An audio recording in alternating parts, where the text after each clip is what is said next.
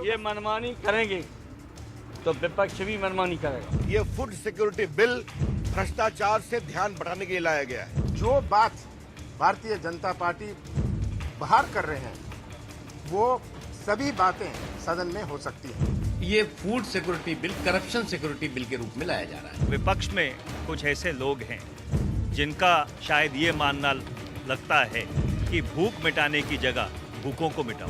Bharatiya Janata party की पहली नैतिक जिम्मेवारी है कि इस भ्रष्टाचार के भूख जो कांग्रेस पार्टी में है उसको हम समाप्त करें। ये सारा कुछ जो खेल खेल रही है भारतीय जनता पार्टी, ये चाहती है कि ये दो बिल ना आए। ये बहुत महत्वपूर्ण बिल है और इस पर गंभीरता के साथ विचार विमर्श होना चाहिए। कि हमारा उद्देश्य है कि इस बिल को और मजबूत करना है। कांग्रेस को गलतफहमी इस बिल लाने से उनका वोट बैंक पक्का हो जाएगा। खाद्य सुरक्षा से पहले देश की सुरक्षा भी बहुत महत्वपूर्ण है। सरकार हठीले तरीके से जिद करके अगर पारित करने की कोशिश करेगी तो समूचा विपक्ष मिलकर उसका विरोध करेगा। नमस्कार, मैं हूं सिकता। प्राइम टाइम में देश की आम जनता का हाल, जो देश के मौजूदा राजनीतिक माहौल में कहीं पीछे छूट गया है। सरकार ने कल ही लोकसभा में खाद्य सुरक्षा बिल पेश किया, लेकिन बीजेपी को सबसे पहले कानून मंत्री अश्विनी कुमार और रेल मंत्री पवन कुमार बंसल के इस्तीफे चाहिए। बाकी काम होता रहेगा। अब अमर्त्य सेन ने सांसदों के कामकाज के तरीकों पर सवाल उठाकर बहस छेड़ी है। वो पूछते हैं, क्या सांसदों को जानकारी है कि बिल में देरी की वजह से रोजाना कितनी मौतें हो रही हैं? अर्थशास्त्री प्रधानमंत्री को इस नुकसान की जानकारी होनी चाहिए। नेताओं को इस पर ध्यान देना चाहिए कि बिल में हो रही देरी की वजह से बच्चों और महिलाओं पर कितना और कैसा असर पड़ रहा है।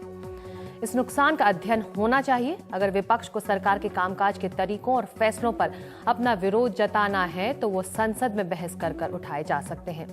बहस ना होने देना ये सवाल भी उठाता है कि क्या विपक्ष के तर्क कमजोर है। अमर्त्य सेन खाद्य सुरक्षा बिल को लेकर हमारे सांसदों की ईमानदारी पर सवाल खड़े कर रहे हैं, लेकिन क्या हमारे नेता इसे सुनने के लिए तैयार हैं? इस पर हम प्राइम टाइम में आगे चर्चा करेंगे। बिल को पास करने में देरी से कितने लोगों की बलि चढ़ रही है, इसके कोई आंकड़े नहीं, लेकिन अमर्त्य सेन कहते हैं कि वो एक अंदाजे पर पहुंचने में मीडिया की मदद करने को तैयार है। फिर भी हमारे पास कुछ आंकड़े हैं जो भारत की खाद्य अर्थव्यवस्था की हकीकत बयान करते हैं। जैसे दुनिया का हर तीसरा कुपोषित बच्चा भारत में रहता है। यूनिसेफ के मुताबिक 5 साल से कम उम्र की 50% बच्चों की मौत की वजह कुपोषण ही है। संयुक्त राष्ट्र और ग्लोबल हंगर इंडेक्स के आंकड़े भी भारत में भुखमरी और कुपोषण के शिकार लोगों की संख्या 21 करोड़ 30 लाख से लेकर 23 करोड़ बताते हैं और 36 करोड़ भारतीय गरीबी रेखा से नीचे रहते हैं। तो बहस को शुरू करने से पहले सरकार ने जो खाद्य सुरक्षा बिल पेश किया है उसके मुताबिक भारत की 67% आबादी को फूड सिक्योरिटी में शामिल करने का प्रावधान किया गया है। अभी करीब 6.5 करोड़ परिवार यानी 30 से 32 करोड़ लोग इस दायरे में आते हैं। नए कानून बनने पर 80 से 82 करोड़ लोगों को फायदा होगा, यानी करीब 3 गुना ज्यादा। बिल में चावल 3 रुपए प्रति किलो, गेहूं 2 रुपए प्रति किलो और मोटा अनाज 1 रुपए प्रति किलो के दर पर देने की पेशकश है। 75% ग्रामीण और 50% शहरी आबादी को सस्ता अनाज मिलेगा। इनमें से 46% ग्रामीण और 28% शहरी परिवारों को तरजीह दी जाएगी। तरजीह देने वाले परिवारों को हर महीने 7 किलो सस्ता अनाज मिलेगा। बाकी घरों को कम से कम 3 किलो सस्ता अनाज मिलेगा।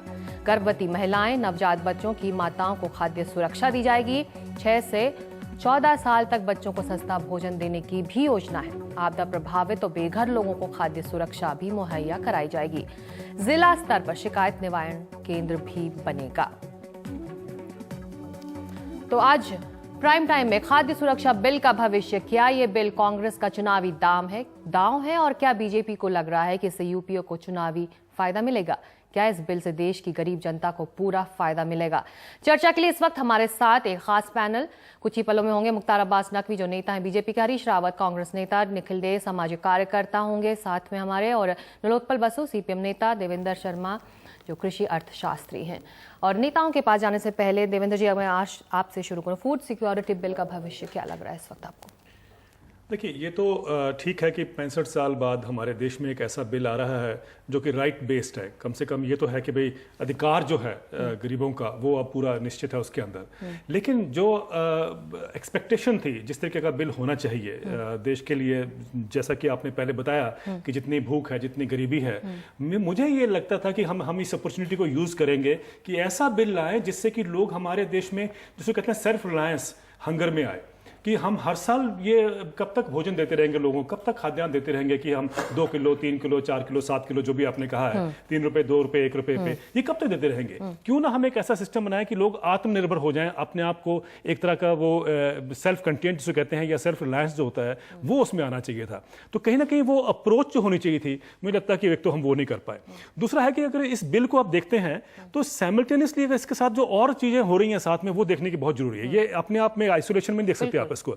इसका कारण इसलिए बोल रहा हूं मैं कि एक तो राष्ट्रपति जी ने अभी कहा था अपने जब अभिभाषण में कि अल्टीमेटली कैश ट्रांसफर होगा फूड सिक्योरिटी के। अगर कैश ट्रांसफर होगा तो इसका मतलब है कि आपका जो प्रोक्योरमेंट सिस्टम है वो कहीं ना कहीं लड़खड़ाएगा, उसकी जरूरत नहीं है आपको। आप प्रोक्योरमेंट सिस्टम खत्म करना चाहते हैं। फिर आप कह रहे हैं कि जो प्रोक्योरमेंट होगा उसको कैप किया जाए कि जितना हमें चाहिए, हम जैसे अभी 900 लाख टन अभी हमारे पास हो जाएगा अगले महीने, वो नहीं चाहिए, हम रख नहीं सकते हैं, तो कैप किया जाए, जितनी जरूरत है उतनी ही हम लेंगे। एक तो ये बात है, इसका मतलब प्रोक्योरमेंट सिस्टम को भी कम करने जा रहे हैं। फिर आप ये कह रहे हैं कि ये सब होने के बावजूद ये दोनों चीजें तो आपने खत्म कर दी, और उसके बाद आप ये करना चाहते हैं कि जो एफसीआई है जो आज भंडार करती है और डिस्ट्रीब्यूट करती है, आप ये कह रहे हैं कि एफसीआई फ्यूचर ट्रेडिंग में जाएगी, वायदा बाजार में जाएगी जितना उसके पास अनाज पड़ा हुआ है। तो ये अगर आप देखें साथ में फूड बिल के, इसका मतलब सरकार एक तरफ तो चाहती है कि एग्रीकल्चर से लोग हटें, प्रोक्योरमेंट जो है सिस्टम खत्म हो।